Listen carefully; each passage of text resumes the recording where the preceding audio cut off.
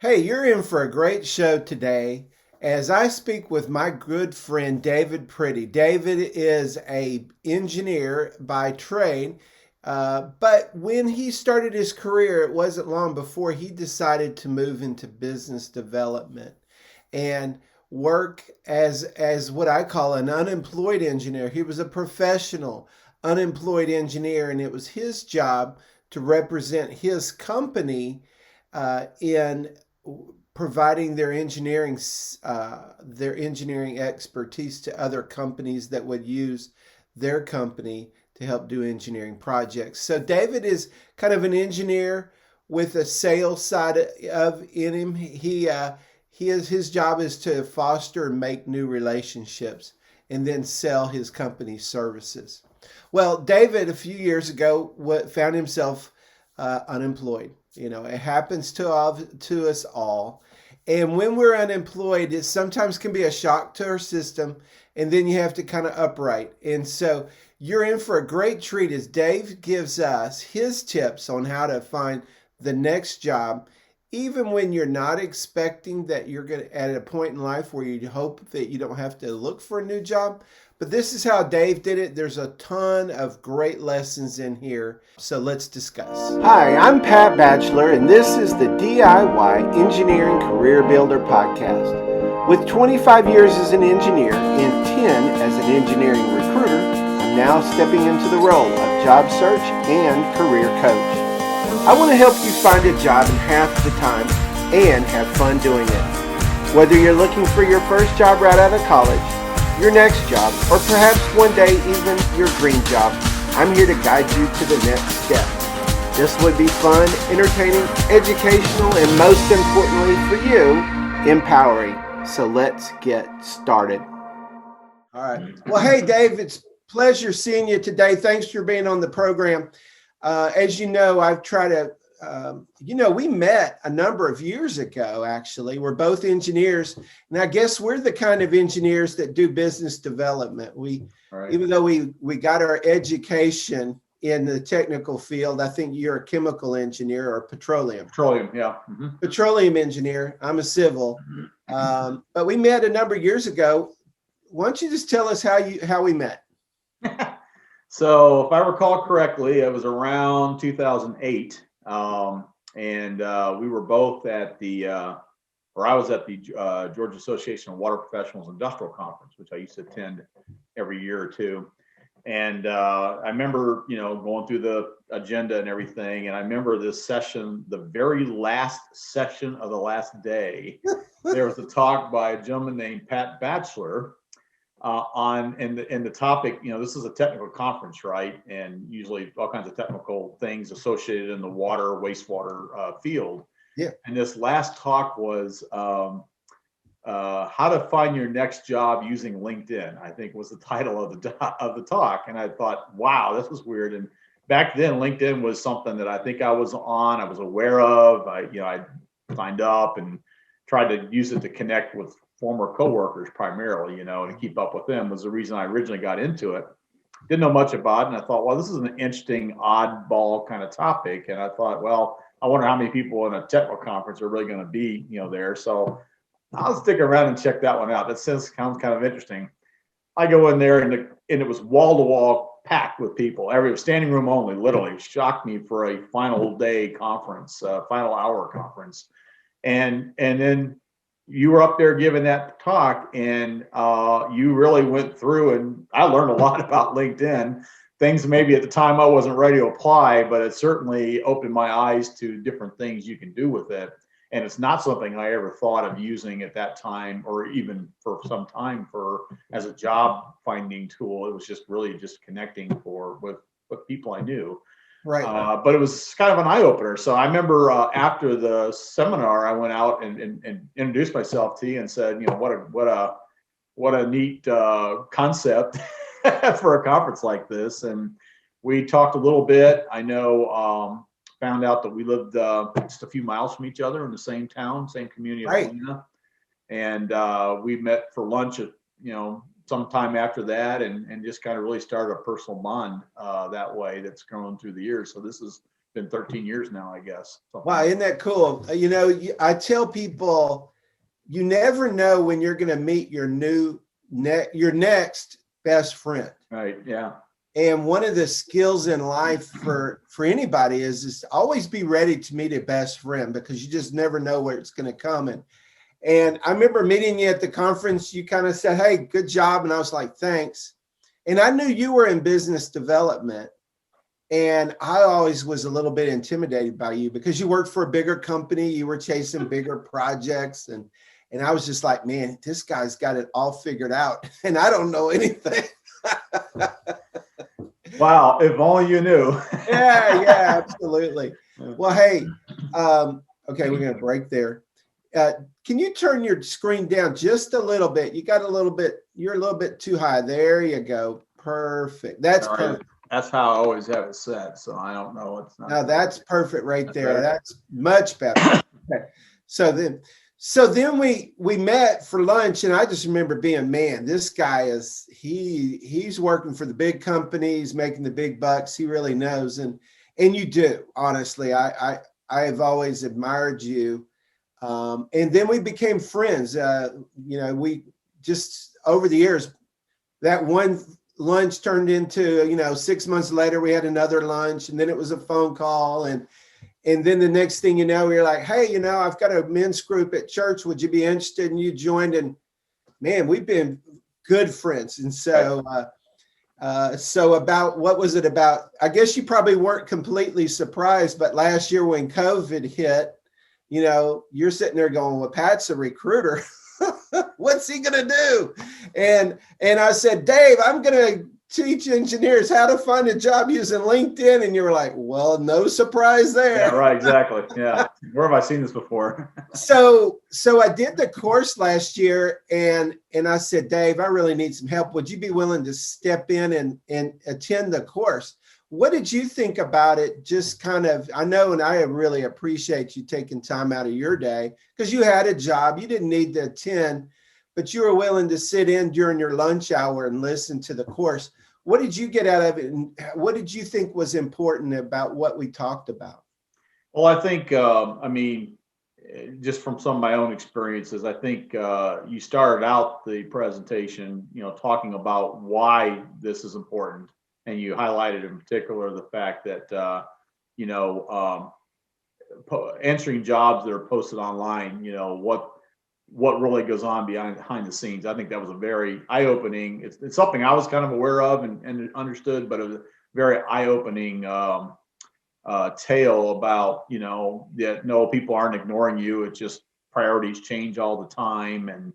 And what's the hot thing that they're looking at this week may get put on the back burner 2 weeks from now before your resume's even screened or seen. Right. And I think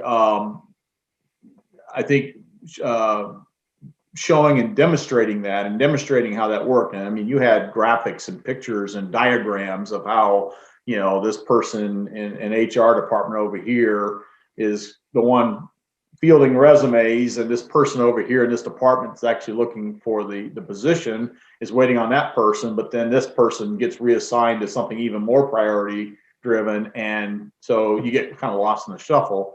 Right. And you don't know that you're lost in the shuffle. So and that's a very real thing. I've seen it in positions that companies I've been in have been looking for, where the priorities change or conditions change, or we put it on hold or something like that.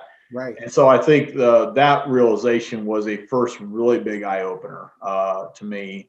And then obviously, as you go into the class, I know you talked about the direct approach, trying to find this hiring person over here, and how do you get to them and reach out to them. And being in business development, sales, most of my career, it's kind of second nature to me, but it's not second nature to most people. And I think giving them practical ways, showing them first why it should be done, and then showing them how to do it, and some very practical ways to do it without being, arrogant or pushy or whatever, I think was a very big takeaway for me.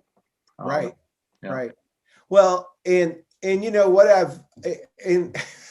it's kind of like, we both were in business development, and, my boss came to me and said, hey, I want you to go find jobs in industrial companies that do water, wastewater. And I'm like, I don't know anybody in that marketplace. And that's why I started going to the conferences like that. And then you just go, well, who is the guy that I need to talk to, the decision maker at that company like Sunny Delight at the manufacturing plant off of Fulton Industrial Boulevard in West Atlanta. And you just go, who is that guy? And I don't know. Do you know? How would you find out? There's no way to find out. It's really hard.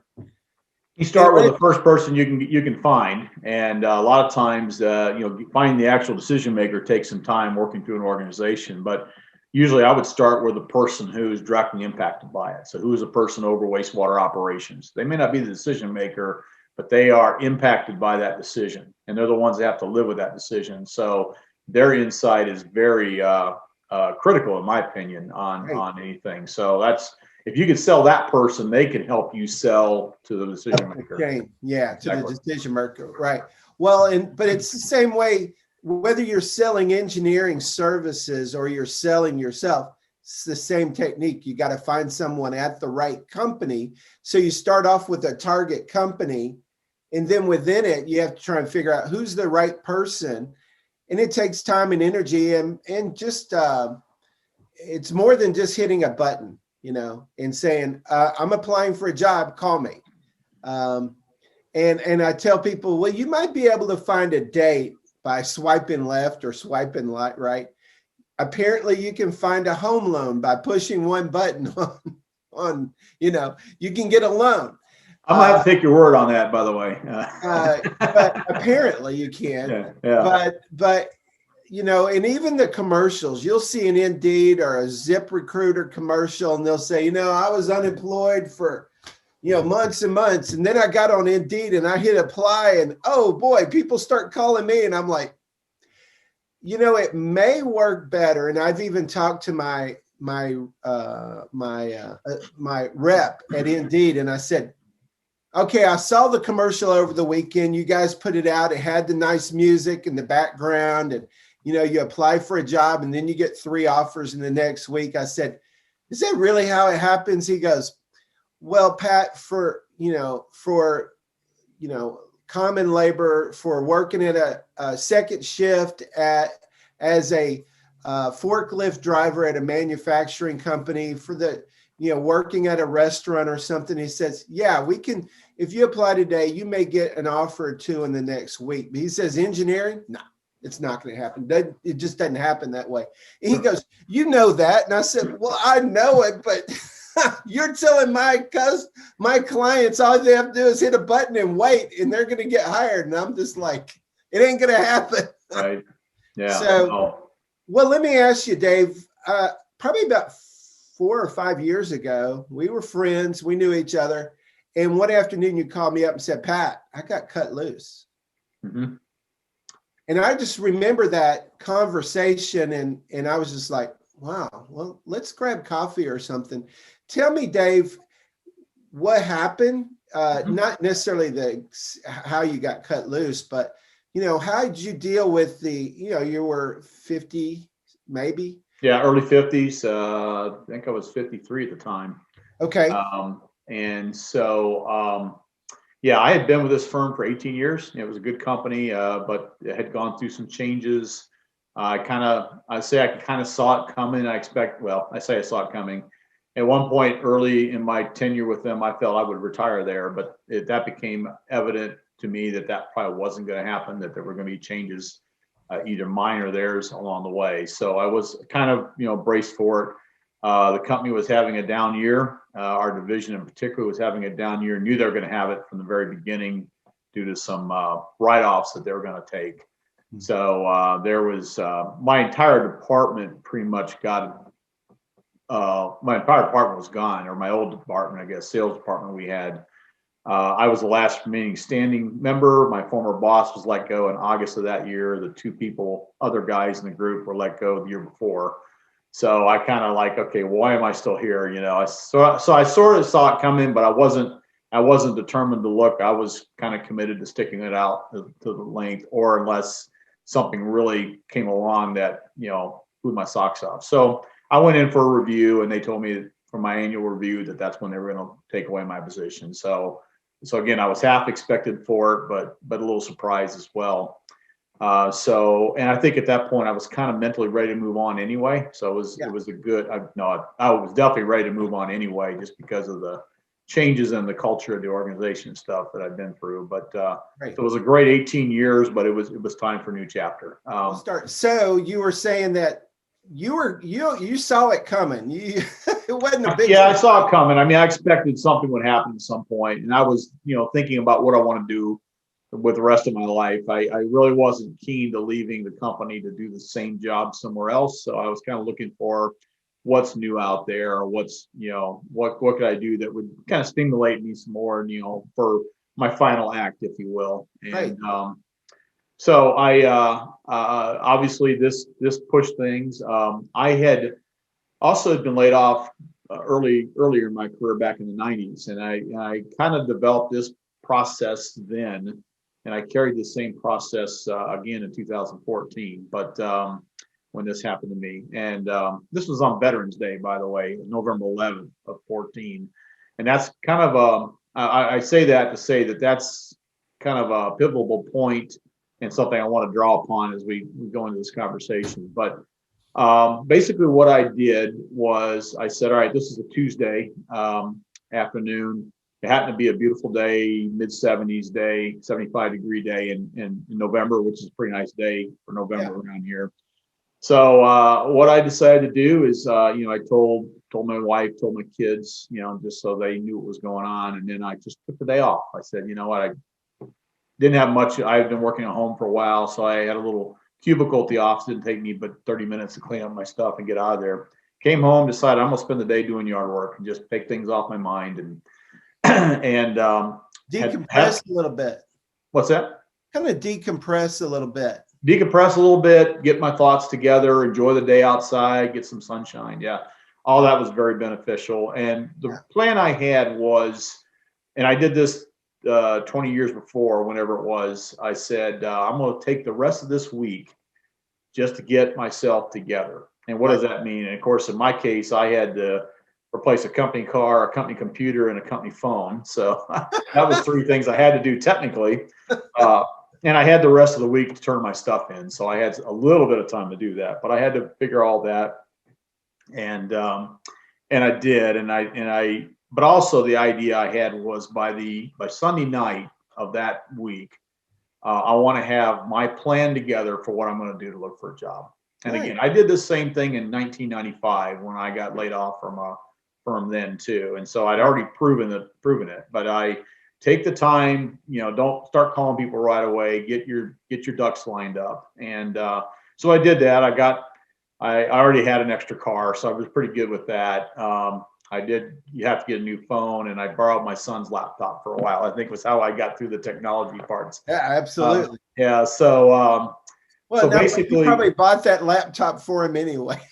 Well, I bought it for school, but I think he wasn't using it much anymore or whatever. They all gone to phones at that point, I think. Sure. So I used his laptop, but and it got me through without having to go out and buy a new one. So anyway, what did I do? So, but anyway, the idea was get everything lined up, take the time, decompress, get myself planned out for how I'm going to attack Monday. Yeah. And I mentioned November 11th, which is a Tuesday. So the 10th was a Monday, the 17th was a Monday. So I figured I had the whole week before Thanksgiving. Thanksgiving was that last week of November. So I had basically the 17th through the 21st to make a significant impact. And then we're in the holidays. And I didn't know what to expect in December. The old adage that nothing happens after the holidays or whatever. And I'm going to prove that wrong. But that was how it happened. By the way, I tell people that's not necessarily true. Yeah. Well, I'm living testament that it's not. I can tell you what. But so I sat down, and I remember one of the things I did is I did this in 2000, largely partly in 1995, but in 2014, I said my plan was I'm going to reach out to key people that I know and just let them know, hey, I'm on the street. If you know of something, let me know. So that's what I did. Sure. And I remember sitting down probably while I was watching football games or something like that, and I went through my phone.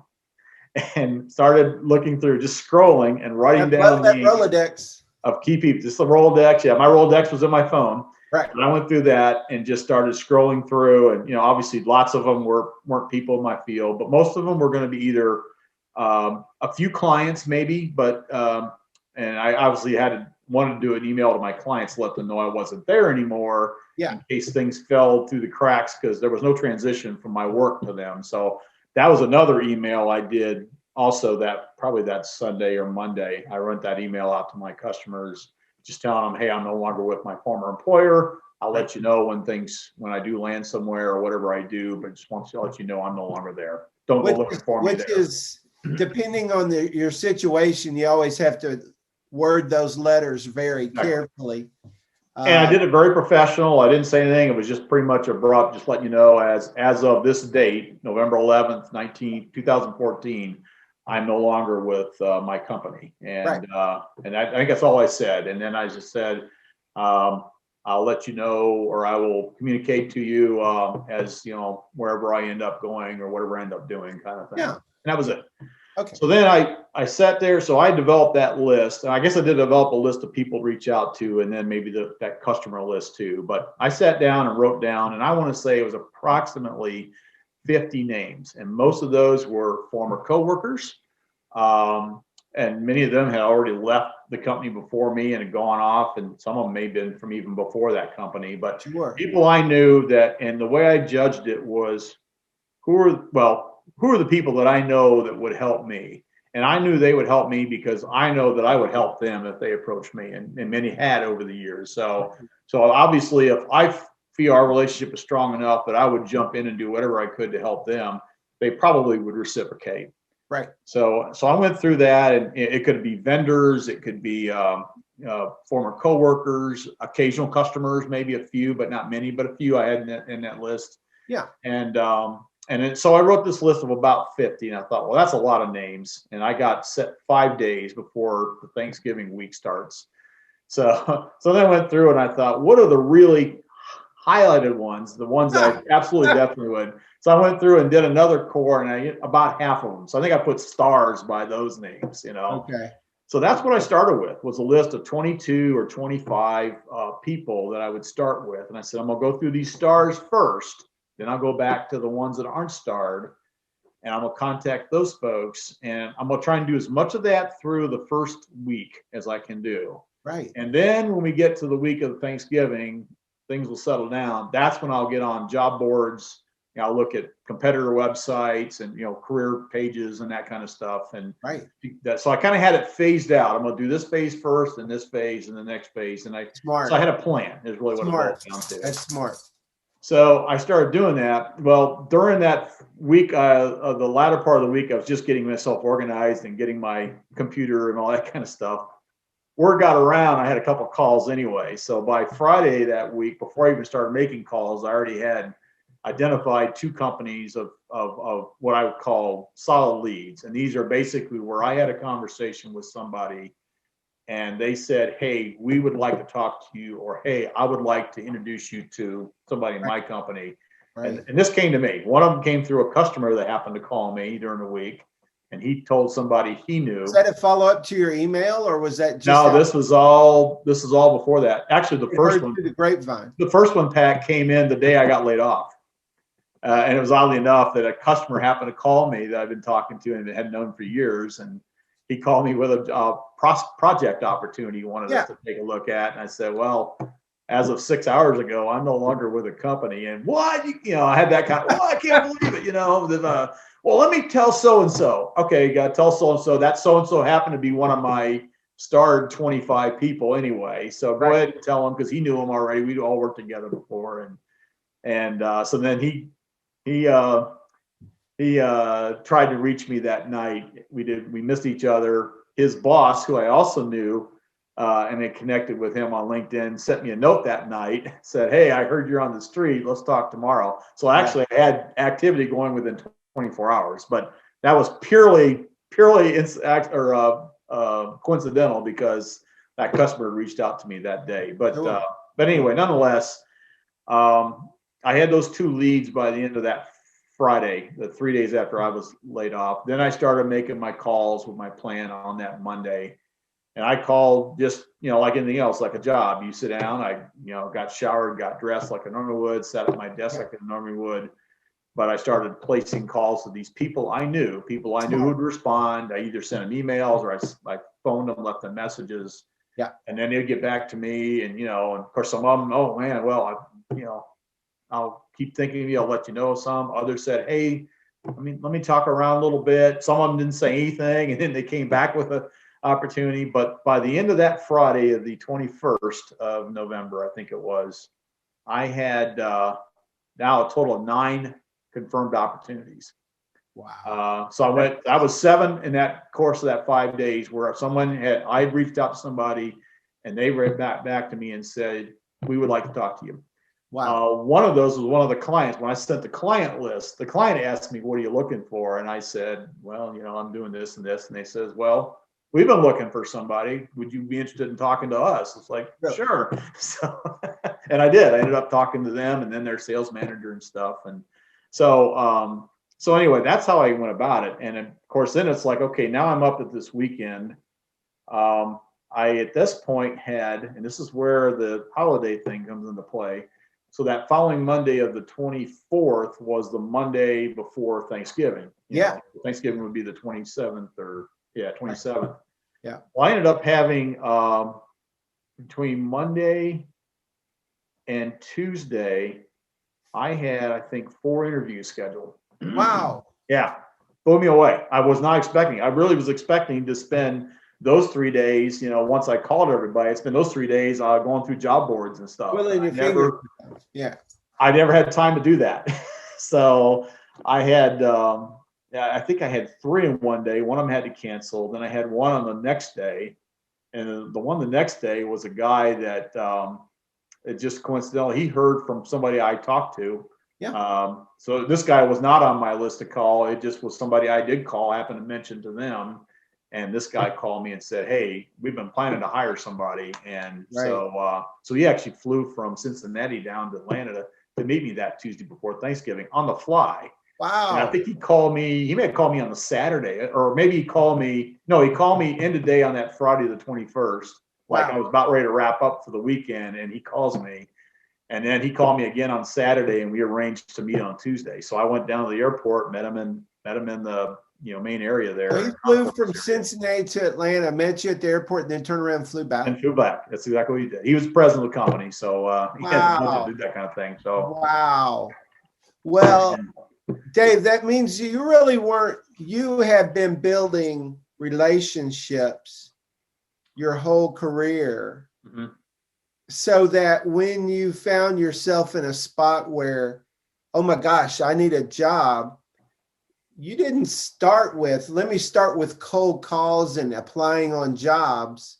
You just said, let me go back to my friends and family, friends and coworkers. Network, yeah. And talk with those folks because they're the ones that are going to champion you. And you weren't going for the advertised jobs. You were going for that hidden job market of there's no jobs being advertised at these companies.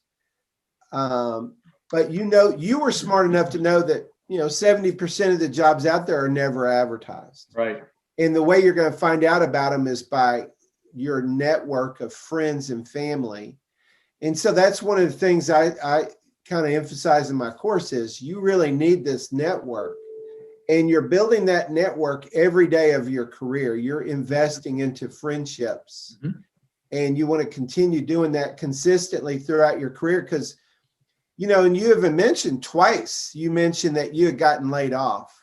And I'm going to assume it wasn't because you weren't a good engineer the day before and then you became a bad one. Things change. Yeah. And so what I tell people in this course is, man, learn these skills now because just don't be surprised. You're going to get laid off through no fault of your own, at least 2, maybe 3 times in your career. So don't be shocked if you get cut loose. It's like, Man, it happens. And, It used to be a shock, 30, 40 years ago. My dad's generation, that would have been very rare to do, but it's so common these days. I mean, just business changes on the fly.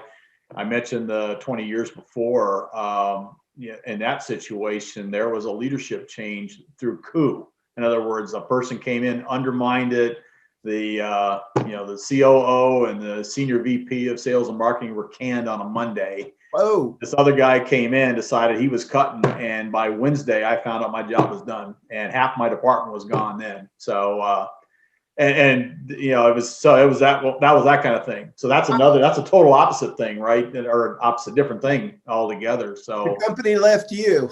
the company left me, exactly. And of course that's one of those things the tone had turned as leading up to this whole coup scenario, the political environment and stuff. So I was kind of glad to be gone too, but nobody wants to be gone that way, right? But it worked out. I landed that job in 3 weeks, a new job after that. So, but this one with this company where I'm at, I mean, so I had those interviews that carried into interviews couple weeks following Christmas or following Thanksgiving. And I remember I had my last interview on the 23rd of December. Really? 2 days before Christmas. So I had so it was basically, I went from the Monday before Thanksgiving to the Monday before Christmas was 4 solid weeks, 28 days or 29 business days if you count the Mondays, both Mondays. And I had a total of 12 interviews with 8 companies in that time frame. Wow. So the adage of nothing happens in December, I am living proof that that's not true in all cases. And oddly enough, the interview I had on the 23rd was the second interview, of which the first interview I had was on the 17th, and that was with a major engineering firm. Wow. Who connected through one of my former coworkers who heard from somebody else that I had talked to, as I had not talked to that coworker. So the network got around, right? Just people And if you've developed these relationships over time, again, I went out to people who I thought would be motivated to help me because I would have been motivated to help them. That's how strong our relationship was. That's how it works. That's how I identified it, and the rest took care of itself. I never did get to that second phase of contacts. I said I had 50. I don't think I could finish the first phase. Actually, I got most of the way through. Right. I never did get to looking online. The only time I looked online was if I was going to interview a company. So I look at their website. I look at their career posts to see what they're looking for in their career posts and stuff, and their job postings and stuff to prep myself for interviews. But that's what I did.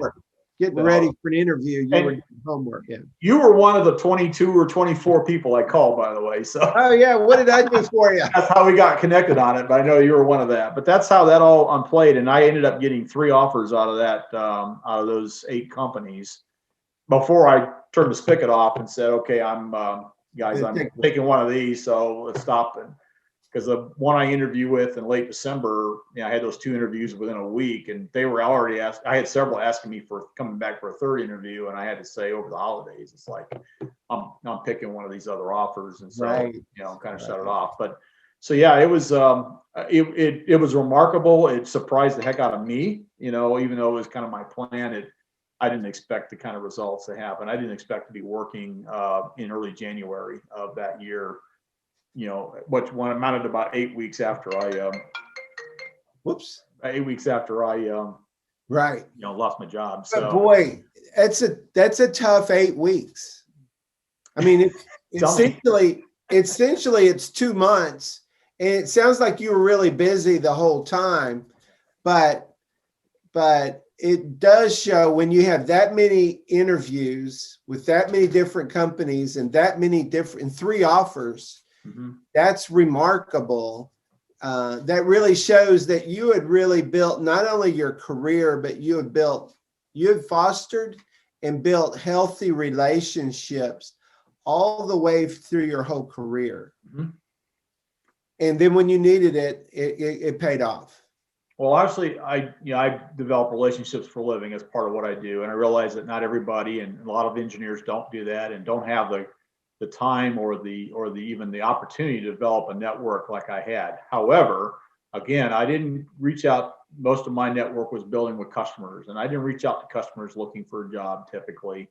I was really focused on former coworkers, which everybody has, and then particularly in the engineering field, folks come and go and move around, and that's where you really get your spread, and that's where LinkedIn is really helpful because you can keep up with where everybody. You can stay in touch with them. So then they have a whole new set of contacts that they didn't have when they were working with you. So networking with people in your own company isn't, because their network isn't any broader than yours is in the company, but certainly that, your vendors, I mean, if you're an engineer, you're probably dealing with equipment vendors or service vendors or that kind of thing. And if you've had good relationship with them, and particularly if you've been a good customer of theirs, then they're going to want to see you in another place where you'll be a good customer to them. So don't be shy to reach out and connect with those folks and just say, hey, I'm thinking of a new pasture or going a different place, or I need to go in a different place because my position isn't here anymore. I think most people would be more than glad to help you. And then I would encourage you to be there for them if and when those opportunities happen to them as well. So, it really is fostering and maintaining healthy friendships, even though they're work relationships. And it's not like you may go out and, play golf with them all the time or something, but them, and it's just connecting on a human level. And then, and it's not like they're loose relationships. They're loose conversations that you have with people, and you may work together side by side for a week or two on a project. And then it may be 2 or 3 years later, you'll reach out. But those relationships, those times matter. Mm-hmm. And being friendly, being professional, encouraging, helpful, they're going to remember your name. And, the scripture says, a good name is to be more desired than silver and gold. Silver and gold comes and goes, man. Your reputation, that's important. Yeah. So, well, very good. Well, congratulations on that transition. And it just is really a testament to the fact that you really were wise and built good relationships for your entire career. It really paid off when you were, found yourself through no fault of your own on the street looking for a job. Mm-hmm. Wow. Congratulations. Well, you're the poster child. And really, but LinkedIn, and what I tell my students and my kids, I was like, man, connect with someone on LinkedIn, because then you're able to find them again.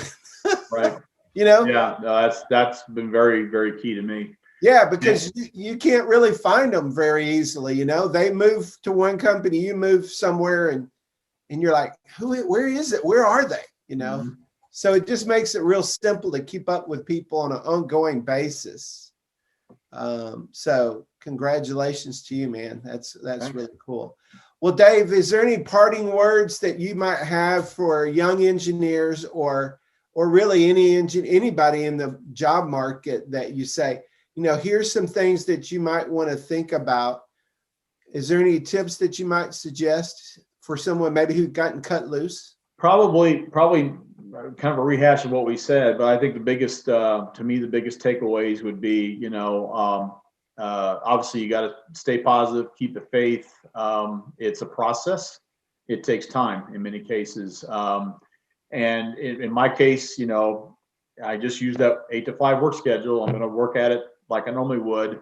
Then I'll take off. I'll walk away at night and, relax or do whatever I would normally do, but try to keep a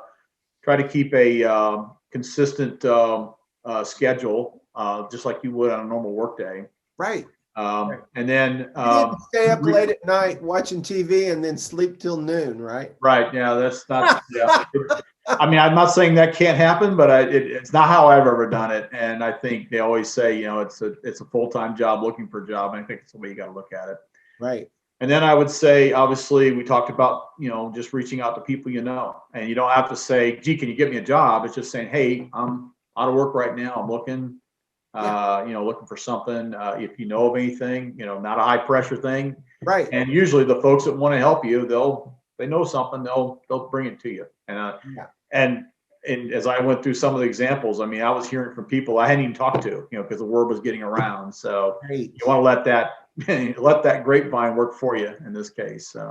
Well, but you got to prompt it and you got to initiate. If you just sit there and say, I'm going to hit apply and sit back and wait for all the people to call you, man, you'll starve. I'd probably still be unemployed if I did. I have no idea, but again, I haven't done that. I mean, not to say early in my days I didn't answer, you know, ads in the mail and stuff like that, or send resumes, but I haven't done that in a long time because I just realized that so many of these jobs get filled, and job I have right now was created for me. So, Right. but Well, you by did somebody I knew. So absolutely, you did the right thing. But here's one other thing, Dave, and you know this as well as I do, or you probably know it better than I do. Is when you're early in your career, you've gotten a lot of education, but you don't have that network. Right. You don't have 20 years of friendships and working through problems and issues and a list of 50 people. What you all you have is yourself, belief that I'm an engineer and I add value, and then it's almost you have to kind of kickstart those conversations. For the young engineer, or my advice would be this: is you don't have that professional relationship, but you do have professors. You go to a dentist probably, right? Who's your dentist play golf with? You know, who is your you know, parents on, you know, or your coaches? Who do your coaches know in their neighborhood? Who are your, you know, whatever. I mean, there's people you still know. There's people in your family who maybe can't help you, but they may know somebody who knows somebody that can help you. So that's the kind of thing. You start working the connections you do know. And you'd be surprised when you're going to see a doctor, you're going to see a dentist, you know, that they know all kinds of folks and they see all kinds of folks and people that cut your hair or anything else, you know. So the guy that tends the bar. Let them know and you're doing the same thing. You're just letting people know, hey, I'm graduating or I have graduated. I'm a you know, structural engineer, civil engineer, and really looking for my first start. You know, let me know if you know of anything. And obviously, if they've been cutting your hair forever or they've been your dentist for a long time, they know you, they know your family, they want to help you out too. So so it's really no different. It's just that's how you can I think that's how you can get a jump start and maybe get that in somewhere that you would never even know about if you didn't. It's the law of loose connections, you know, second order connections. Somebody knows somebody who knows somebody. But then even then, again, it goes back to, you know, if you were wanting to get a job, let's say you wanted to move to Albuquerque, your wife got relocated there and you're moving to a town, you don't know anybody. You don't have friends and family that know anybody. Then you're going to go ahead and say, well, how do I kickstart brand new conversations at companies that could use my skills? They hire engineers. And how would you do that? Well, you probably do that using the course that I teach, right? I would say so, yeah. And it's the same thing that you did when you were a sales rep going to call on a company that was a pulp and paper mill in the middle of Alabama. And they needed, you heard, hey, they're getting ready to do a project. You had to do some research, figure out where the company is, who works at the company, and you start making phone calls, calling in, or you might say, hey, can I, you know, or meet them at a conference, you hear about a lead, then you follow up on it. That's business development. And it's the same exact technique as finding a job at a company where you don't know anybody. It's the same thing. You got to call in and start those conversations from scratch. And it can be done, and it works amazing. But it is work. And I think that's one of the things I kind of try to emphasize is if you think you can just get a job by applying, that's really not work. Right. That's just applying for a job.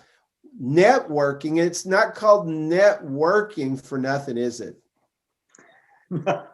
No, it's not. It is an effort and it is a process, and you get out of it what you put into it. So. And what you said also is you set up and you said, I'm going to work, and you started at 8 a.m. and you worked looking for your job for the next 8 hours. I mean, you might take a break and get at lunch or something. Sure, right, yeah. Then you walk back, you sit down at your computer and you start picking up And you went through your list of 25 people making phone calls. And I think a key part of that was having a plan. I said early on, I planned out before I got started, this is what I'm going to do. So it wasn't like, well, I kind of call all 25. Now what do I do? You know, I already had that. What's that next phase? What's that phase after that? Even though I never got to those subsequent phases, I kind of knew and had a process of what they would be. If I ever did run out of things to do while I was waiting on the phone calls to come back, you know. So I think again, it's planning your work. You know, plan your work your plan. That old saying. Well, you're a wise man. I'm going to say you're the poster child for how to find a job when you don't want to find a job, but you find, okay, I've got to go find a job. You're the poster child, Dave. So thanks for being on this today, talking with me. I really appreciate it. Not only that, I really appreciate our friendships that we've had over the years. And so I know that there was a reason why I wanted to have an interview with you, and you hit it out of the park. So thank you so much. My pleasure. Good luck to everybody out there looking for work. All right, buddy. Hey, take care. Thanks so much. You too. Thanks. Bye-bye. Bye-bye. So wasn't that great? Dave is terrific. I tell you what, if everybody uses his techniques of developing and maintaining and fostering new relationships each day, every day of the rest of your career, those are going to be the people that are going to help you find a job when, not if, but when you're unemployed looking for the next step. I hope you've enjoyed today's podcast. Every episode is my goal is to make this podcast fun, entertaining, educational, and empowering. If you enjoyed today's podcast, please leave us a 5-star review and subscribe on Apple, Google, Spotify, or wherever you get your podcasts. And if you'd like to get information on how to update your LinkedIn profile, visit www.diybjs.com. So that's all for today. Be safe, have a great week, and we'll see you next time. God bless you.